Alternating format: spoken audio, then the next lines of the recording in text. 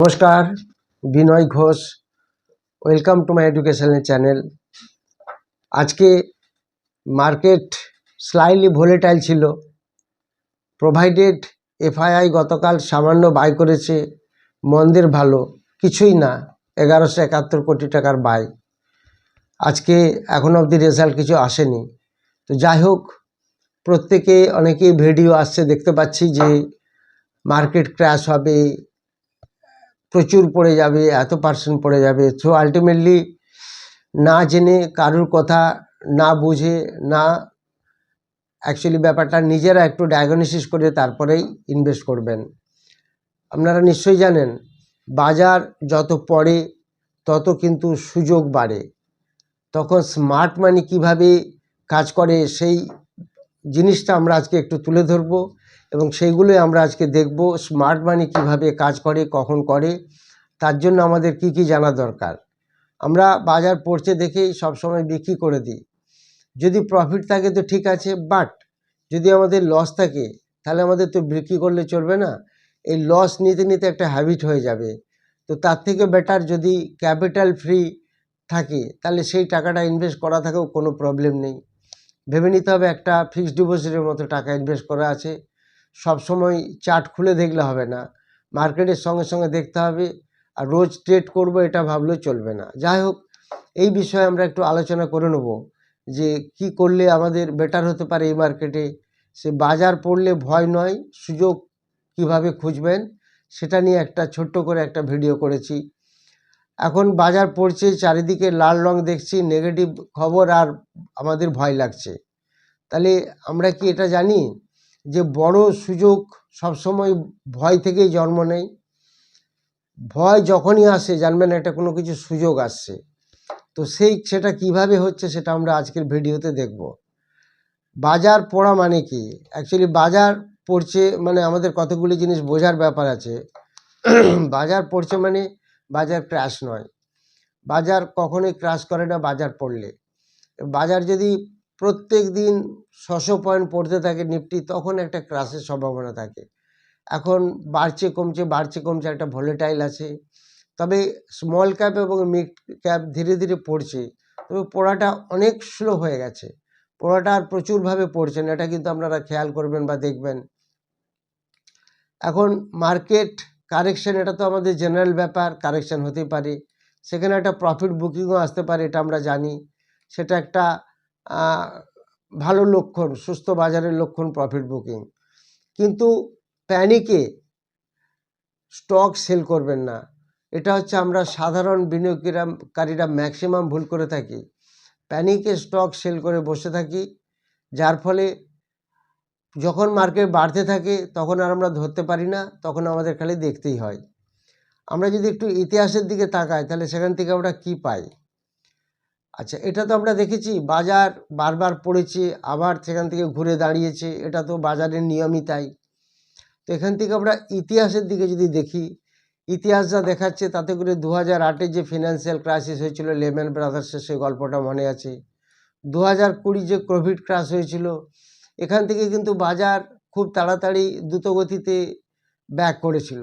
বিশাল কিছু দিন লাগেনি সেটার পরিবর্তন হতে।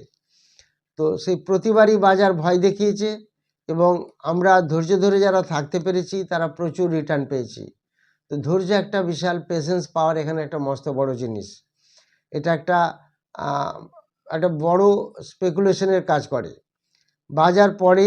বাজার পড়া মানেই দেখবেন অনেক মিড ক্যাপ স্টক অনেক কম দামে আমরা পেয়ে যাই, ডিসকাউন্ট প্রাইসে পাই।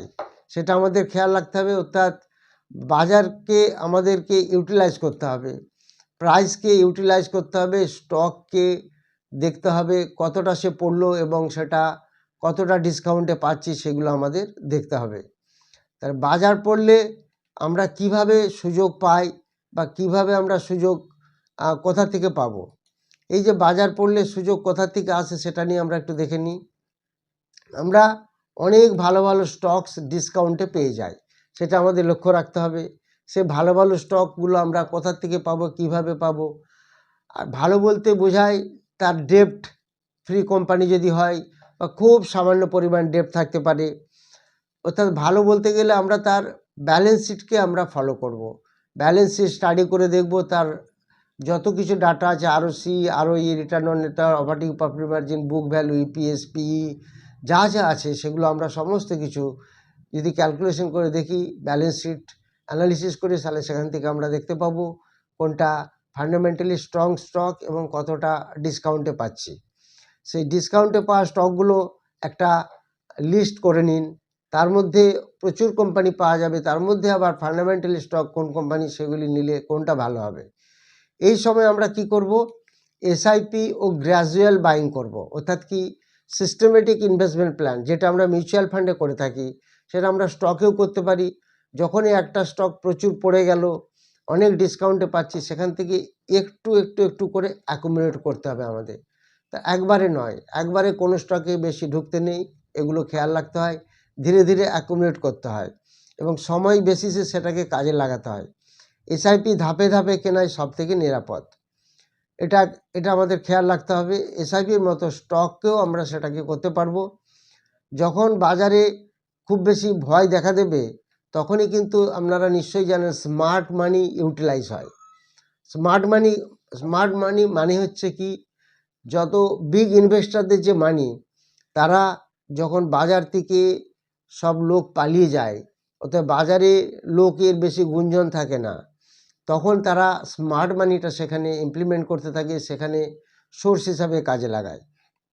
তাহলে আমাদের সেই মুহূর্তে কি করব না, আমরা এটা আমাদের খেয়াল রাখতে হবে। আমরা এই মুহূর্তে কি করব না, ভয় পেয়ে সব স্টক আমরা বিক্রি করব না, একসাথে সব টাকার আমরা শেয়ার কিনে নেব না, গুজব বা টিপসের পেছনে দৌড়াবো না। তাহলে মনে রাখতে হবে, ইমোশন ইজকাল টু প্রফিট। ইমোশনকে কন্ট্রোল করতে হবে, এগুলো আমাদের খেয়াল রাখতে হবে। এই সময় আমাদের অ্যাকশান প্ল্যান কি হবে? এই সময় আমাদের অ্যাকশান প্ল্যান হওয়া উচিত, সেটা ভেরি সিম্পল হবে। সেটা হচ্ছে, ফার্স্ট ক্যাশ রিজার্ভ রাখবো, অর্থাৎ হাতে আমাদের টাকা রাখতে হবে।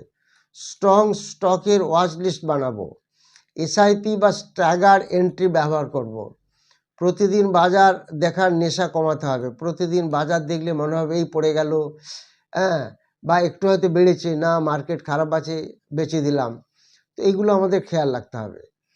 আর ক্লোজিং, বাজার পড়লে ভয় নয়, এই সময়টা হচ্ছে ভবিষ্যতের সুযোগ তৈরি করে দেয়।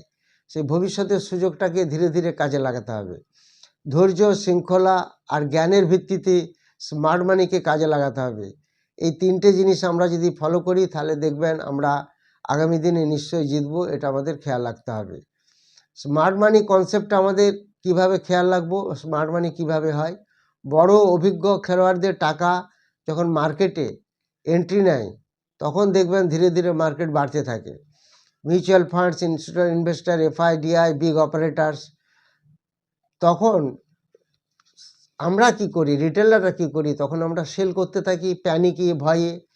আর যারা বিগ ইনভেস্টার, যারা ইনস্টিটিউশন, তারা আমাদের সেই লস করে বেচে দেওয়া স্টকগুলো তারা ধীরে ধীরে কিনতে থাকে।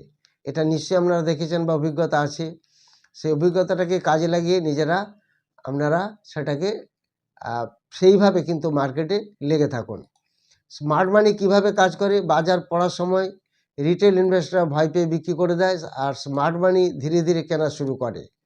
কারণ স্মার্ট মানি অর্থই হলো ভয় ইজকাল টু সুযোগ। এই জিনিসগুলো যদি আমরা ফলো করি, তাহলে আমাদের কোনো প্রবলেম হবে না। এটা নিশ্চয়ই কিছুটা হলে আমরা বুঝতে পেরেছি। মানে এখন যা মার্কেটের সিচুয়েশন, সেই সিচুয়েশন অনুযায়ী আমাদের কি করা উচিত, তার একটা সংক্ষিপ্ত মোটামুটি আমি আপনাদের সঙ্গে একটা আলোচনা করলাম। যারা আপনারা কমেন্ট সেকশনে কমেন্ট দিয়েছেন, সেগুলো আমি আলোচনা করব। এর আগে আপনারা জানেন যে 15 ফেব্রুয়ারি একটি তিনটি নতুন ব্যাচ শুরু হবে। একটি শেয়ার মার্কেটের অফলাইন ব্যাচ, একটি অনলাইন ব্যাচ এবং একটি ক্রিপ্টোকারেন্সির ব্যাচ।